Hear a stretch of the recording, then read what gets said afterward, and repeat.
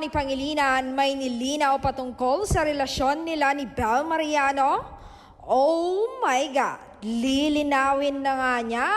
Maraming netizen kasi ang kumu-question kung ano nga ba ang real score ng dalawa at patuloy pa rin ang mga haka-haka at pang-ship saktor sa iba dahil hindi nga nila alam kung ano ang tunay na relasyon ng dalawa. Pero nilinaw na nga niya.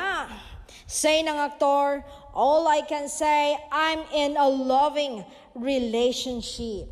My heart's in a no parking zone.